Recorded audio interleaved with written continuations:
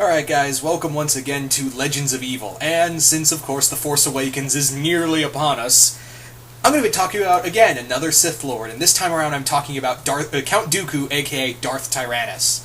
Now, Dooku was born on the planet of Sereno, and born into royalty before he was taken away to Coruscant to be trained by none other than Master Yoda. Now, Dooku was already a very skilled, he was already very in tune with the Force already, and as he grew up, he quickly learned, he quickly became one of the finest, if not the finest, duelist in the Jedi Council. He had a unique curved saber that he carried with him, and was the master of the second form, Makashi, which is it's very fence-like. It's very much like a fencer. And as you see, as he duels, it's very much like fencing of today.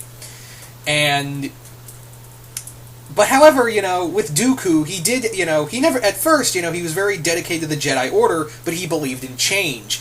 And as the years rolled by, he started to see that the Republic was kind of, becoming stagnant, and it didn't help that his good friend Palpatine was kind of whispering in his ear, while Palpatine's Master Plagueis was kind of egging him on to, more or less continue on with said egging.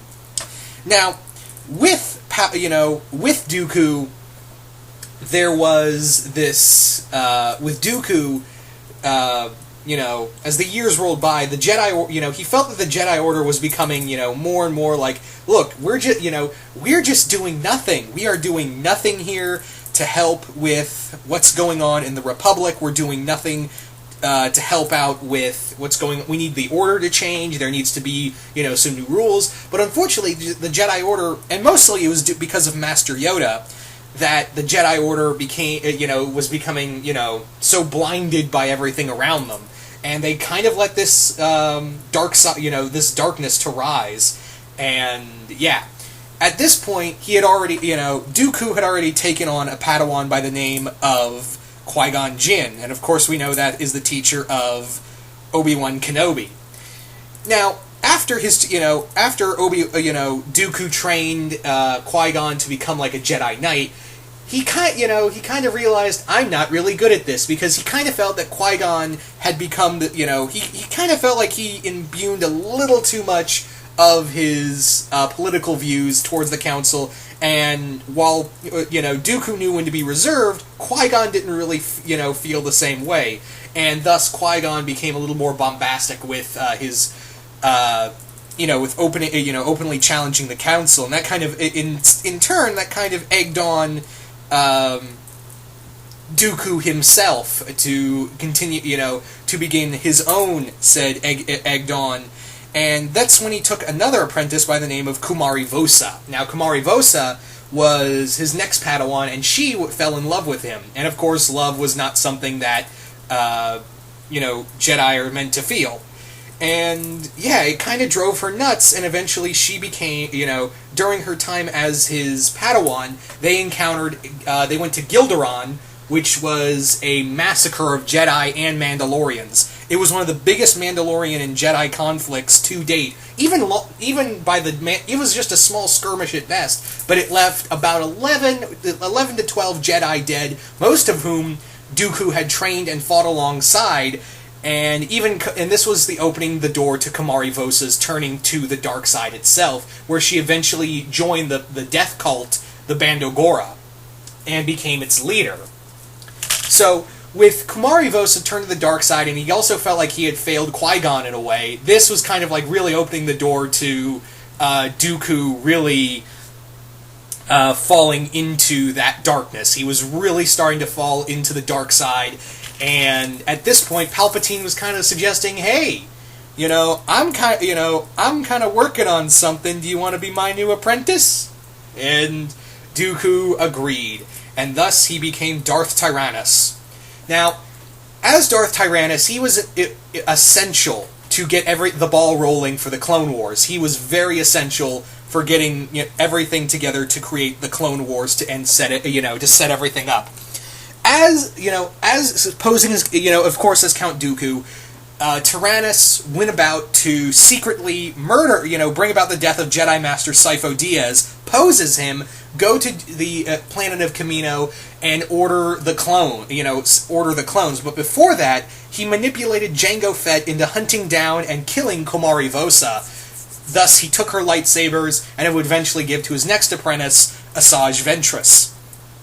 But at first, the whole thing of getting Jango Fett was not only to kill Komari, because she was becoming too dangerous alongside the Bandogora, was also because he needed to test Jango to see if he was worthy of taking on and taking his DNA and making the clone army out of him. And of course, that, he did succeed in killing Vosa, and Fett got his wish of getting Boba Fett, and of course Dooku got the clone army from Kamino.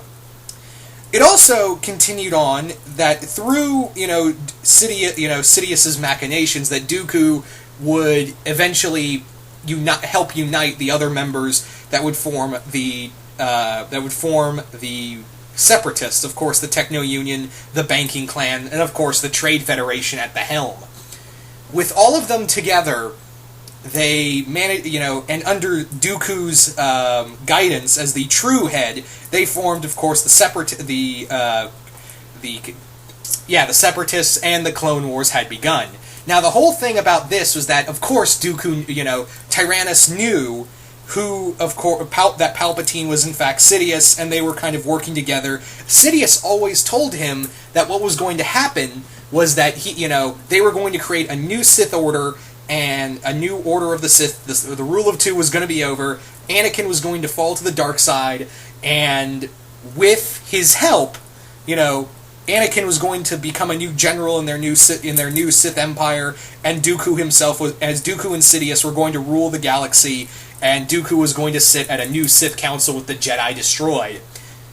Fortunately, that didn't work out so well for Dooku. As we all know, it was always Palpatine's plan to have Anakin become his next apprentice, and Tyrannus, unfortunately, learned a little too late of his master's true machinations, and of course we now know what happened to him.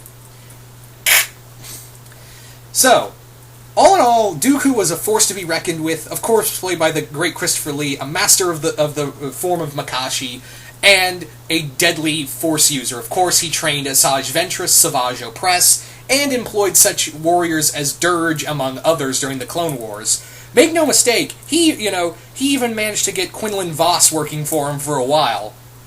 But all in all, he was a major threat, a dangerous opponent, and someone you just didn't want to worry about. You just did not want as your enemy. He was very imbued with the Force, and despite his age, he was very in tune with learning how to use his Force powers. Of course, Sith Lightning almost came like that to him. I can't snap my fingers, but you get what I'm saying. Unfortunately, a lot of this character development came outside of his first and final appearance in, of course, Episode 2 and 3, which, of course, the only thing that the movies had going for it was that, oh, hey, he's played by Christopher Lee, you should care, even though we have no story for this character other than Christopher Lee's playing. And, of course, Christopher Lee is an amazing actor, and he will be missed. But yeah, you need more. Sometimes you need more than just an actor playing a character. You need the character to have, character, which is something he managed to get throughout the extended universe. So all in all, really cool character. And you guys tell me, what did you all feel about Count Dooku, or as most of you guys know him as, Darth Tyranus? So once again, I hope you all enjoyed this, and I will see you guys later.